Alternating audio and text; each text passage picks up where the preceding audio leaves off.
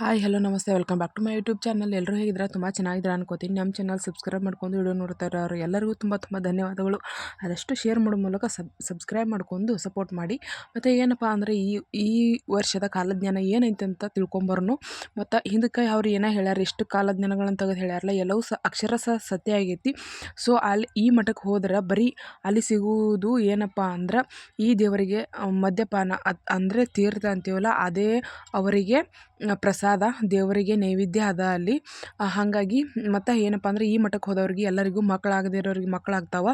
ಮತ್ತು ಏನೇ ನಿಮ್ಮ ಸಮಸ್ಯೆ, ಗಾಳಿ ಧೂಳಿ ಮತ್ತು ಎಲ್ಲ ಎ ಟು ಜೆಡ್ ನಿಮ್ದು ಏನೇ ಸಮಸ್ಯೆ ಇದ್ದರೂ ಎಲ್ಲವೂ ಪರಿಹಾರ ಆಗ್ತೈತಿ. ಬರೀ ಅಲ್ಲಿ ಉರಿಯುವಂಥ ಏನಪ್ಪ ಅಂದ್ರೆ ಬೂದಿ, ಅಲ್ಲಿ ಎಲ್ಲರೂ ಓದಂಥ ಊದಿನ ಕಡ್ಡಿಯ ಒಂದು ಬೂದಿಯಿಂದನ ಎಲ್ಲ ಸಮಸ್ಯೆಗೂ ಪರಿಹಾರ ಸಿಗ್ತೈತಿ.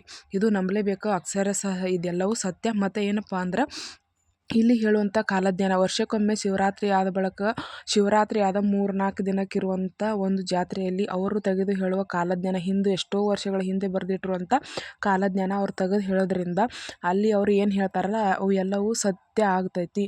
ಅವ್ರು ಹೇಳಿದಂಗನ ಈ ಜಗತ್ತಿನಲ್ಲಿ ಇಡೀ ವರ್ಷ ಎಲ್ಲವೂ ನಡೀತೈತಿ ಅನ್ನೋದು ಪ್ರತೀತಿ ಐತಿ ಮತ್ತು ನಡೀತೈತಿ. ಹಿಂದೆ ಹೇಳಿರುವಂಥ 2 ಉದಾಹರಣೆ ಹೇಳ್ಬೇಕಂದ್ರೆ, ಒಬ್ಬ ಹೌದು ಒಳ್ಳೆ ವ್ಯಕ್ತಿ ಅನ್ನಿಸ್ಕೊಂಡ ಹೋಗ್ತಾನಂತ ಹೇಳಿದರು, ಹಂಗೆ ಪುನೀತ್ ರಾಜ್ಕುಮಾರ್ ಸರ್ ಹೋದರು. ಸೊ ಮತ್ತು ಇನ್ನೊಂದು ಹೇಳ್ಬೇಕಂದ್ರೆ ಸಿಕ್ಕಾಪಟ್ಟೆ ಇಡೀ ದೇಶನ ನಾಶ ಆಗುವಂಥ ಒಂದು ರೋಗ ಬರ್ತೈತೆ ಅಂತ ಹೇಳಿದರು.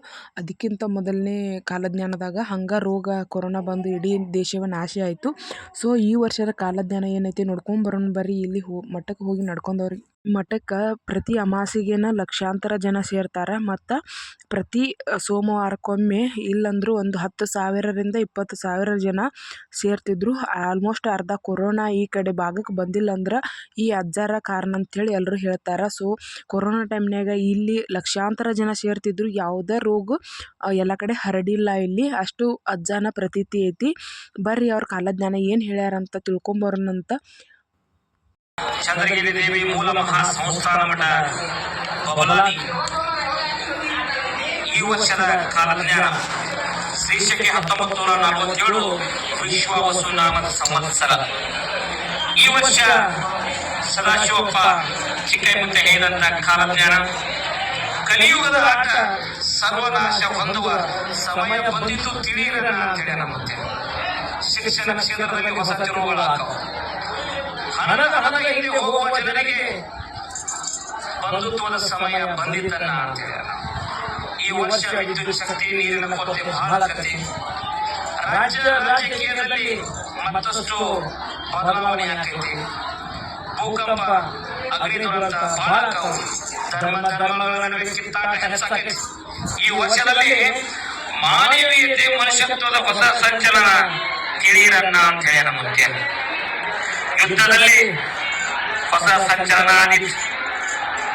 ಕಾಡ್ಗಿಚ್ಚು ಹೆಚ್ಚಾಕೈತಿ.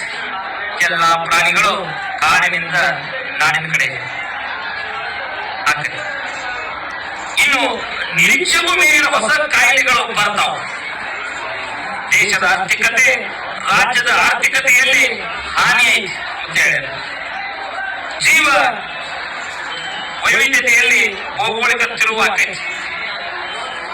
ಹೆಣ್ಣು ಮಕ್ಕಳು ವಿವಿಧ ಕ್ಷೇತ್ರಗಳಲ್ಲಿ ಮೇಲುಗೈಯನ್ನ ಸಾಧಿಸುತ್ತಾರೆ. ದೇಶದಲ್ಲಿ ಕಳ್ಳರ ಉಪದ್ರವ ಇನ್ನೂ ಹೆಚ್ಚಾಕೈತಿ. ಮಳೆ ಬೆಳೆ ಮಧ್ಯಮ ಐತಿ. ಜನಸಾಮಾನ್ಯರಿಗೆ ಭಯಂಕರ ರೋಗ ಬರ್ತಾವ. ವ್ಯಾಪಾರಸ್ಥರಿಗೆ ಸಾಧಾರಣ ಲಾಭ ಐತಿ.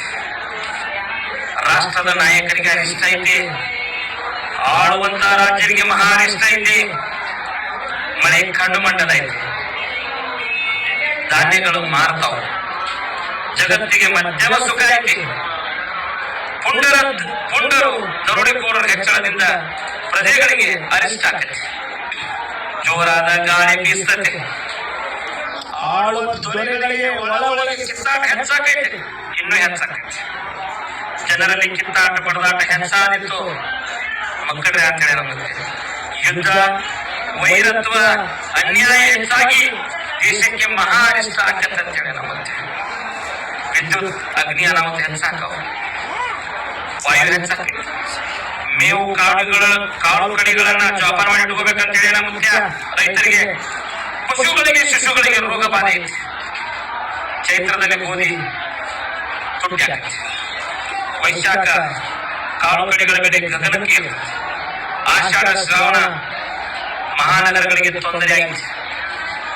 ಭಾದ್ರಪದದಲ್ಲಿ ಸುಖ ಇಲ್ಲ, ತ್ರಾಸ್ಪಾಲ ಐತಿ. ಅಶ್ವಿನ ಕಾರ್ತಿಕ ಮಾರ್ಗಶಿರದಲ್ಲಿ ಕಾಳು ಕಡಿಗಳ ವಸ್ತುಗಳು ತುಟ್ಟಿ ಹಾಕಾವು. ಮಾಘ ಫಾಲ್ಗುಣದಲ್ಲಿ ಧಾರಣೆ ಇಳಿಕೆ ಆಕತಿ. ಮುಂಗಾರಿ ಮಳೆ 9 ಹಿಂಗಾರಿ ಮಳೆ 10. ಸದಾಶಿವ ಚಿಕ್ಕೈಮುತ್ಯ ನುಡಿದ ಕಾಲಜ್ಞಾನ ಯಾವುದೇ ಸಂಶಯವಿಲ್ಲ. ಓಂ ಹರಿವ ಹಾವಿನ ಗಂಡ, ಉರಿವ ಕಿಚ್ಚಿನ ಗಂಡ, ಹಂಡ ಹಾರುವ ಗಂಡ, ಗಂಡ ಮಸುಳರ ಗಂಡ, ಸುಳ್ಳ ಜನಿವಾರ ಗಂಡ, ಪಟ್ಟು ಕುದಿಯವರ ಗಂಡ, ಠಕ್ಸವರ ಗಂಡ, ವಿಧಿಯ ಗಂಡ, ವಿಲಾಸದ ಗಂಡ, ದಾಳಿ ಗಂಡ, ಧೂಳಿ ಗಂಡ, ಚೀರಿಸಿ ಪಟ್ಟಿ ಮಾಡುವವರ ಗಂಡ, ನಾಂದವರ ಗಂಡ, ಆದಿಗಂಡ ನಾದಿಗಂಡ, ಅಡವೇಳಿ ಮನೆ ಮಾಡಿ ಗಿಡದಡೆಯಲ್ಲಿ ನಿಂತು ತುಡುಗ ಮುನಿಜರನ್ನು ಕೊಡುವುದು ಮುನಿಜರಮಣೆಯ ಸದಾಶಿವ ಬಹುಪರಾಕ್ರಮಿ. 1,30,000 5,000 5 फिर जंगल में जाते 3 लोग